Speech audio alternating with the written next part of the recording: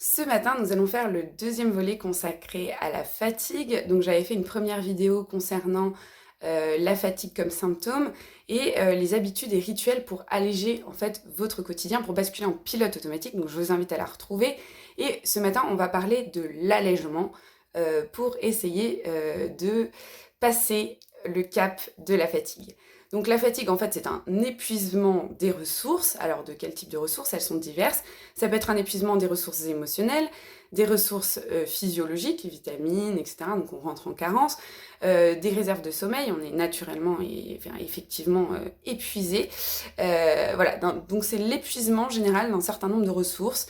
Et donc là, on est à sec et c'est compliqué. Et quand on est dans cette situation d'épuisement, il convient d'alléger, et donc on va parler des critères d'allègement.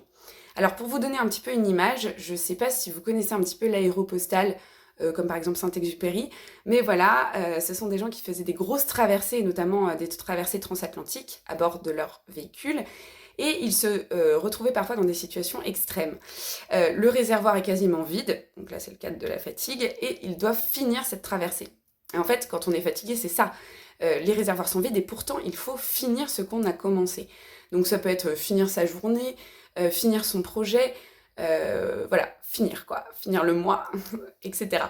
Et donc, qu'est-ce qu'ils faisaient ces gens-là quand ils se retrouvaient dans cette situation? Eh bien, ils vident la carcasse du moteur, ils enlèvent tout ce qui est inutile, ils se jettent de la falaise, ils allument ce qui reste de carburant et ils croisent les doigts que ça passe. Voilà.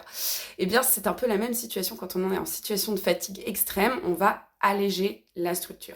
Mais sur quels critères on va alléger la structure en fait? C'est toute la question est là. Et je vais faire référence un petit peu à Platon et à la philosophie classique pour vous donner une grille de lecture de l'allègement de ce qu'on peut faire. Eh bien, Platon dit que l'homme naturellement cherche ce qui est beau, ce qui est vrai, ce qui est bon, ce qui est juste, et je dirais aussi, je rajouterais, ce qui est sacré. Et en fait, tout ce qui ne correspond pas à ces critères sont des choses en fait nuisibles. Donc on peut les virer. Et d'autant plus quand on est en situation de fatigue, pardon, et d'autant plus donc quand on est en situation de fatigue, on allège la structure pour pouvoir terminer sa traversée transatlantique. Voilà.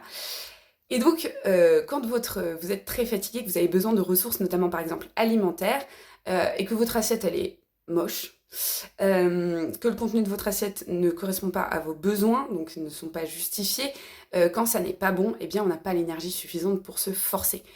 Il en va de même pour un projet qui est parfaitement inutile, qui est injustifié, qui ne correspond pas, qui n'est pas beau, qui n'est pas bon, et bien voilà, ça va dans le mur, donc on allège, on allège, on allège pour pouvoir terminer la traversée. Donc voilà, je vous invite à repenser votre quotidien, votre maison, votre alimentation en période de fatigue, selon les critères platoniciens du beau, du bon, du vrai, du juste, et je rajouterai du sacré. Voilà, je vous souhaite une bonne journée.